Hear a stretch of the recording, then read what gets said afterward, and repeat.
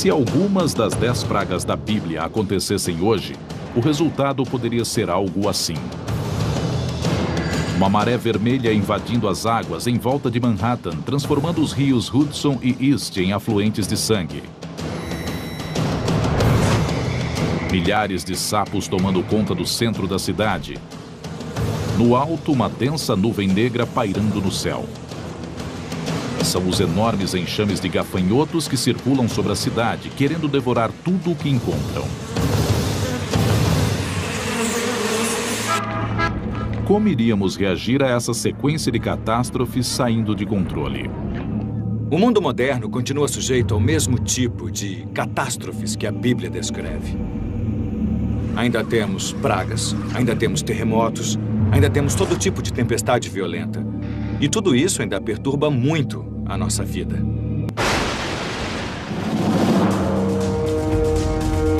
Com 10 pragas, Deus se dispõe a destruir um império para libertar um povo. Os israelitas eram escravos no Egito, e o Todo-Poderoso queria que eles fossem libertados. Mas o faraó não queria ficar sem a mão de obra gratuita. O faraó não queria deixar que os israelitas partissem, e a situação tornou-se praticamente um duelo entre Deus e os egípcios através das 10 pragas. E cada vez que uma praga acontecia, aparentemente ficava pior e se tornava mais destrutiva. Êxodo, capítulo 7, versículo 17. Vou bater nas águas do rio Nilo, e elas se mudarão em sangue. Os peixes que estão no rio morrerão, e o rio ficará tão poluído que os egípcios sentirão nojo de beber a água do Nilo. Com a primeira praga, ficamos sabendo que a água toda se transforma em sangue. Portanto, não é só o rio Nilo, que, é claro, é um rio importante para os egípcios, mas também toda a água potável. Peixes mortos apodrecendo, calor escaldante, falta de água potável. Parece um filme de terror. Mas essa calamidade não só pode ter realmente acontecido na antiguidade, como acontece ainda hoje. Eu acredito que, lendo essa passagem da Bíblia, a maioria de nós que já estudou esse tipo de problema encontra uma descrição bastante fiel de uma maré vermelha. Maré vermelha é a proliferação excessiva ou explosiva de um certo tipo de alga que produz compostos neuroquímicos perigosos. Don Anderson é um cientista graduado do Instituto Oceanógrafo Woods Rowley e um dos principais especialistas em marés vermelhas. Quando uma proliferação desse tipo acontece, pode ser espetacular. A água muda de cor, ela pode exalar um cheiro muito ruim. A água pode ficar parecida com sangue ou com aspecto de sopa de tomate, de tão vermelha. Uma maré vermelha desencadeia uma série de efeitos subsequentes e pode explicar a segunda praga bíblica, os sapos. Uma grande proliferação de algas pode baixar o oxigênio da água a níveis extremamente baixos, tornando-a inabitável. Se houvesse uma maré vermelha, não seria despropositado esperar que certos tipos de animais tentassem fugir da água devido a essa condição de pouco oxigênio. Eles não conseguem nadar, não podem ficar embaixo d'água, portanto não é impossível que, após uma grande maré vermelha, os sapos não consigam sobreviver nessas condições e venham para a Terra.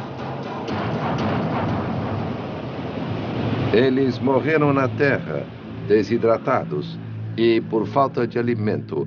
Seu alimento eram os insetos, e não havendo predadores para os insetos, era de se esperar que proliferassem os insetos voadores e rastejantes no Egito. Essas foram a terceira e a quarta pragas. As carcaças dos sapos e peixes mortos apodrecendo atraíram um enxame enorme de moscas que assolou os egípcios. Seguiu-se uma enorme infestação de piolhos. Lembre-se de que numa época em que não havia os antibióticos modernos, quando alguém sofria uma infestação de piolhos, os arranhões da coceira podiam levar a infecções que abriam as portas para doenças mais graves. Os seres humanos não foram os únicos afetados. As carcaças em decomposição e os insetos voadores podem transmitir bactérias mortíferas. Foi o que aconteceu na quinta e na sexta praga. O gado de repente começou a adoecer e a morrer. Uma afecção que causava pústulas terríveis. Aqui temos uma explicação maravilhosa de como uma alimentou-se da outra, como uma das pragas, como um dominó, derrubou o dominó seguinte, da primeira até a 10ª. Atualmente, com os antibióticos, doenças bacterianas podem ser tratadas com segurança.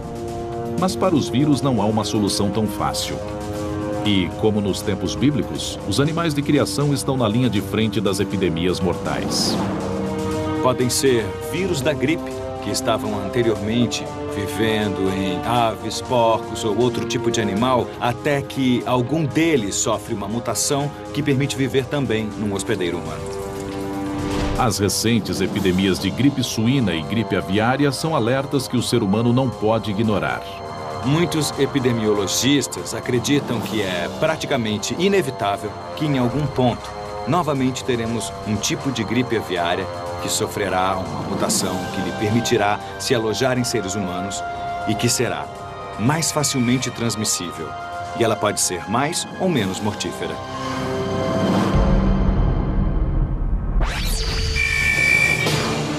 Cercado por doença e morte, o povo do Egito estava de joelhos. Mesmo assim, o faraó não se abalou. Ainda faltavam 4 pragas, e a espiral de devastação estava longe de terminar. Para os egípcios, seu império estava em jogo. Mas hoje todo o nosso planeta poderia estar em perigo. E é até mesmo provável, em muitos casos, que um desastre muito grave acabe criando a possibilidade para outros desastres bastante sérios no futuro. A questão é, estamos preparados para algo equivalente às 10 pragas hoje em dia? Eu acredito que juntar as 10 pragas é querer destruir definitivamente toda uma cultura até que ela esteja morta e enterrada.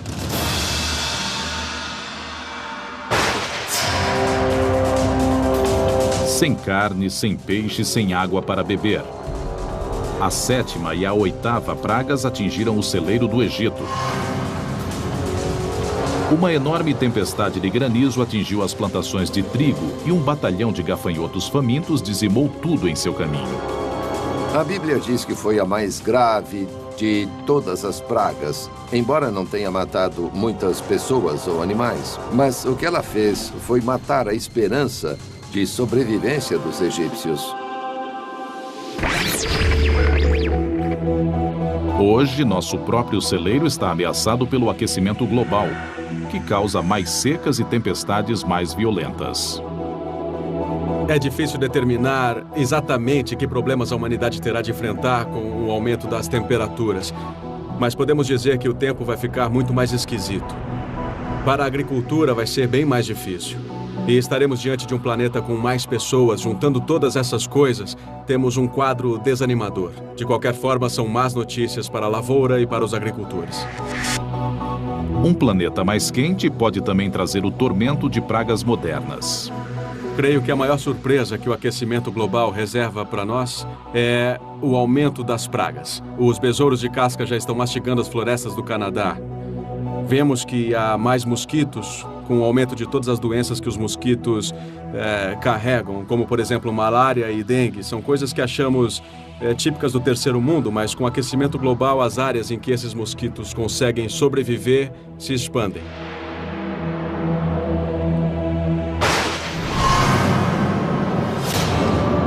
Na Bíblia, a 9ª praga torna-se a demonstração máxima do poder de Deus.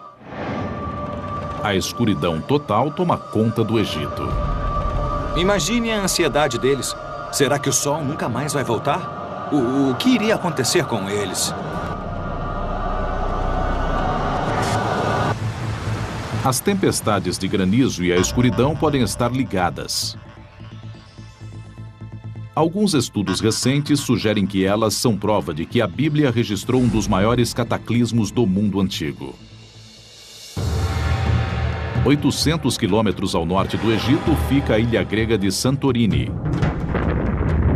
No século XVI a.C., Santorini foi despedaçada por uma das maiores explosões vulcânicas dos últimos 10.000 anos. Foi 50 vezes maior que as erupções do Monte Santa Helena em 1980. Portanto, foi o maior evento ocorrido naquela região, no Mediterrâneo, nos tempos antigos. Teriam as histórias sobre a explosão de Santorini sido incluídas na Bíblia? Bem, uma explosão vulcânica desse porte geraria uma coluna de fumaça de 20 a 30 quilômetros de altura. Portanto, as pessoas veriam a chuva de cinzas caindo do céu. E veriam a escuridão, porque a nuvem de poeira cobriria a luz do sol.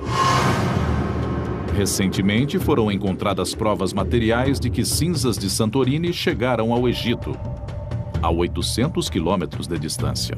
A prova material da presença das cinzas são as camadas de cinza encontradas em um lago do delta do Nilo.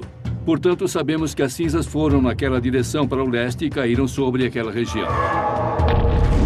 A erupção também pode explicar as tempestades de granizo devastadoras. A presença de cinzas vulcânicas pode causar instabilidade atmosférica, pode provocar chuvas e trovoadas. E nessas tempestades pode cair granizo também. Hoje, um dos mais famosos parques nacionais dos Estados Unidos é uma bomba relógio vulcânica, que contém no ventre um potencial explosivo 100 vezes maior que o de Santorini. Yellowstone é um supervulcão e ele teve uma série de supererupções. A última foi há 600 mil anos. E analisando a história de Yellowstone, vemos que a cada 600 mil anos, mais ou menos, o vulcão tem uma nova supererupção. Portanto, podemos dizer que está mais do que na hora de ocorrer uma erupção dessas dimensões na caldeira de Yellowstone.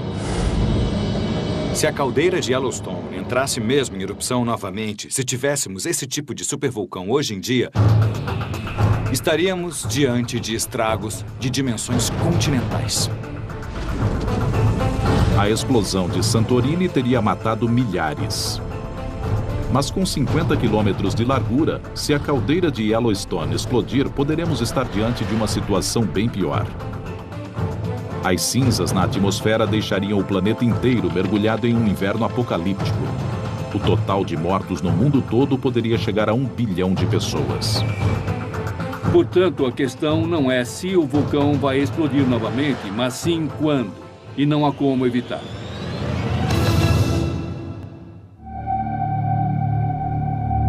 Na Bíblia, o que finalmente convence o faraó a deixar os israelitas partir não é a ruína do império, mas a morte do seu primogênito. A 10ª praga mata todos os primeiros filhos homens do império. Todas as famílias ficaram de luto.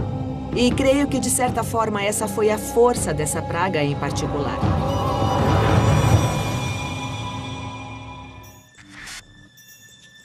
E até isso pode ter sido resultado das pragas anteriores.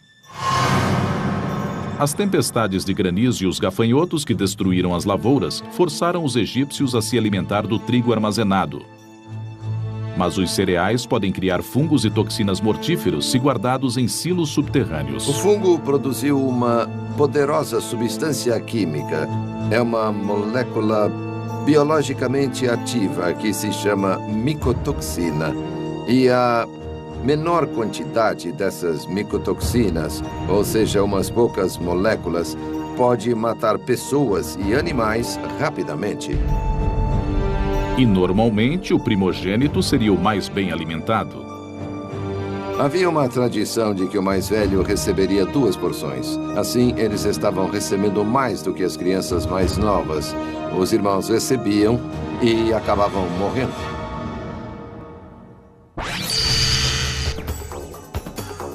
As pragas destroçaram o império aos poucos.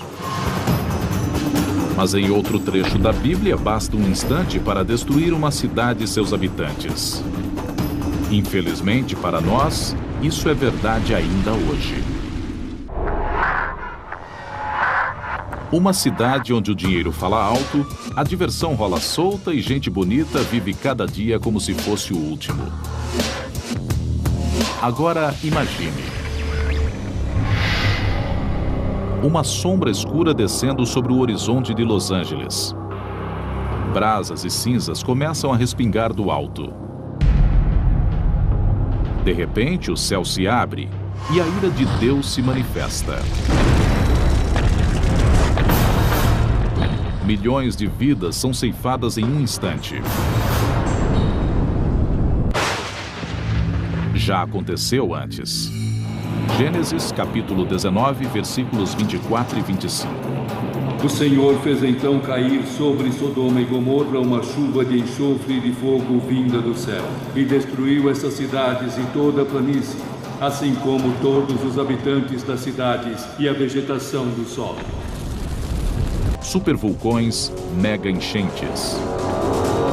Se qualquer uma dessas terríveis catástrofes se abatesse sobre nosso planeta, poderíamos imaginar que os últimos dias estão próximos. E é o último livro da Bíblia que nos diz pelo que esperar.